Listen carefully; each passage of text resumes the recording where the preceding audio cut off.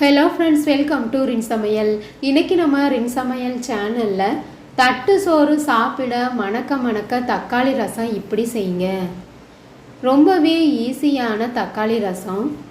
இந்த மாதிரி செஞ்சோம்னா கல்யாண வீட்டில் சாப்பிட்ற அதே சுவையில் நம்ம வீட்டிலையே கல்யாண வீட்டு ரசம் செய்யலாம்.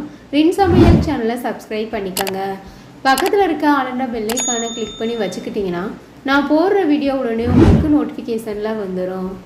கல்யாண வீட்டு ரசம் செய்கிறதுக்காக 4 தக்காளி பழம் நான் எடுத்திருக்கேன். இந்த மாதிரி 2 கட் பண்ணி எடுத்துக்கோங்க.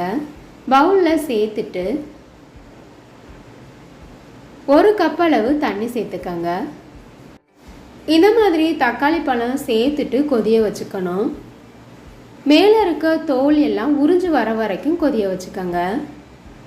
அடுத்ததாக மிக்ஸி ஜாரில் 1 ஸ்பூன் அளவு மிளகு, 1 ஸ்பூன் அளவு மல்லி, சீரகம் 1 ஸ்பூன் அளவு சேர்த்துக்கோங்க.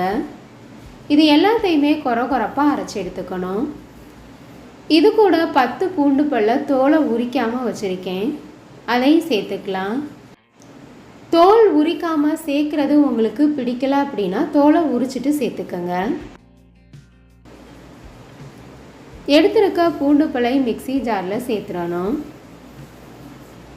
இது கூட கொஞ்சமாக வெந்தயம் சேர்த்துக்கோங்க. வெந்தயம் அதிகம் சேர்த்தோம்னா கசக்கிற மாதிரி இருக்கும், அதனால் கொஞ்சமாக சேர்த்துக்கோங்க. காரத்துக்காக 4 பச்சை மிளகாய் நான் சேர்த்துருக்கேன். இது கூட கொஞ்சமாக கருவேப்பிலை சேர்த்துக்கோங்க.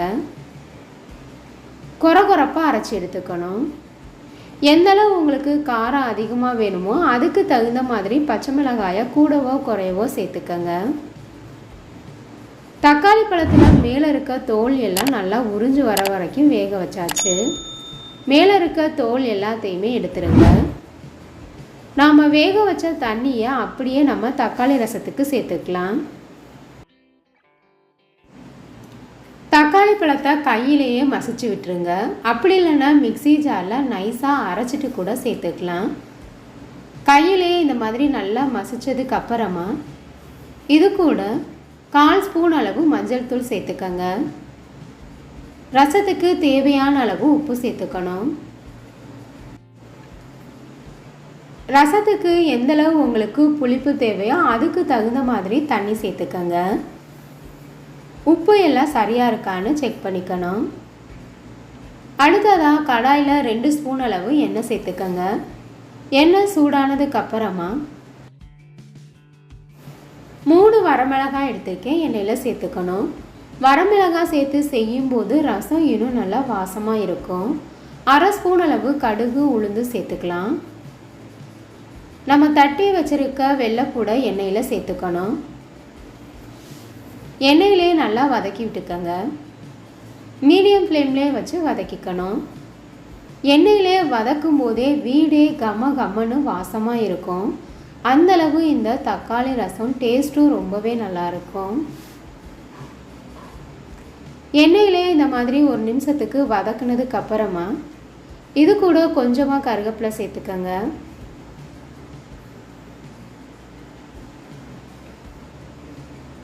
நல்லா கலந்து விட்டுறணும். நாம் சேர்த்துருந்த எல்லா பொருட்களும் நல்லா வதங்கிருச்சு. கொஞ்சமாக பெருங்காயத்தூள் சேர்த்துக்கங்க. கரைச்சி வச்சுருக்க தக்காளி தண்ணியை சேர்த்துக்கங்க. எல்லாத்தையும் ஒரு முறை நல்லா கலந்து விட்டுறணும். அடுப்பை மீடியம் ஃப்ளேம்லேயே வச்சு ரசத்தை கொதிக்க வச்சுக்கோங்க. ரசம் லைட்டாக கொதி வந்ததுக்கு அப்புறமா இது கூட பொடியாக கட் பண்ணி வச்சுருக்க கொத்தமல்லி இலைகளை சேர்த்துட்டு அடுப்பை ஆஃப் பண்ணிடலாம். லைட்டாக ரசத்தை கொதிக்க வச்சு சாப்பிடும்போது டேஸ்ட்டும் ரொம்பவே நல்லாயிருக்கும். எப்போதும் செய்கிற ரசத்தை விட இந்த மாதிரி ஒரு தடவை ரசம் செஞ்சு பாருங்கள், ரொம்பவே டேஸ்ட்டாக இருக்கும். வீடே கமகமக்கும் தக்காளி ரசம் ரெடி ஆயிடுச்சு. இந்த கல்யாண வீட்டு ரசம் உங்களுக்கு பிடிச்சிருந்ததுன்னா ரின் சமையல் சேனலை சப்ஸ்கிரைப் பண்ணிக்கோங்க ஃப்ரெண்ட்ஸ்.